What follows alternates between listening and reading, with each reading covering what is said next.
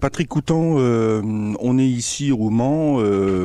Est-ce que tu peux nous faire pas un bilan, mais nous présenter la saison Superbike 2014, parce qu'il y a eu quelques changements au niveau du règlement. Tout à fait.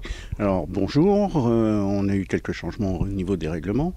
On a fait en Superbike 1000 deux classements, un scratch et stock. Pareil en 600, et en Moto 3, on a Moto 3 et Moto 3 Junior.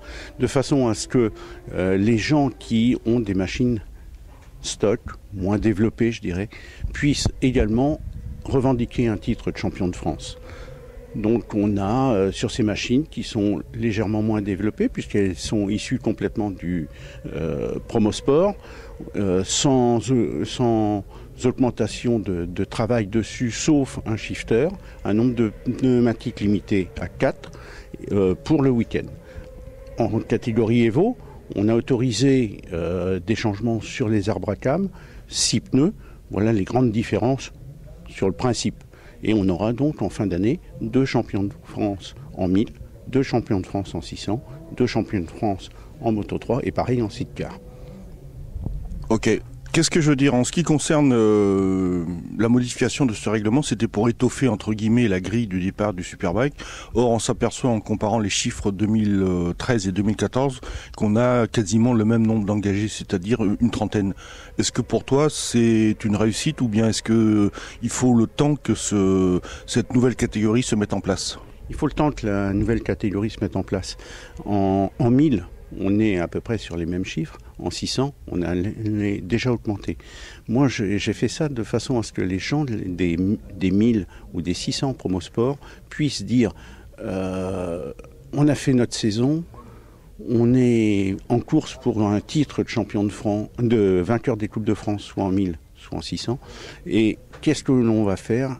On ferait bien du Superbike, non, la marche elle est trop haute. En réalité, c'est pour les amener, leur faire voir qu'en wildcard, ils peuvent venir faire une course sans problème et que la marche elle n'est pas si haute que ça entre les deux et pouvoir justement s'aguerrir et venir peut-être pour 2015 sur ces championnats.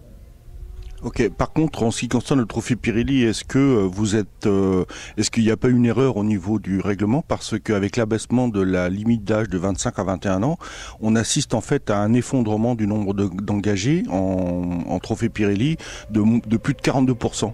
Alors le problème du trophée Pirelli, on veut promouvoir les jeunes. Donc le trophée Pirelli est fait pour les jeunes, mais dans la catégorie Pirelli, tout le monde peut rentrer.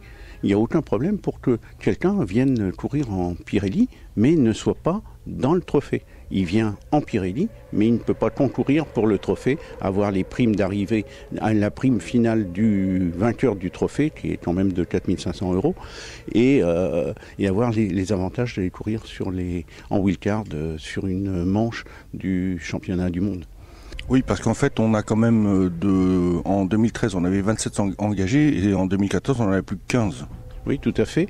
Et puis en 2011, on avait également beaucoup, mais la crise est passée par là. Vous savez, sur les compétitions de jeunes, ce sont les parents qui mettent beaucoup la main ce que je dirais le porte-monnaie, en Moto 3 et en Pirelli.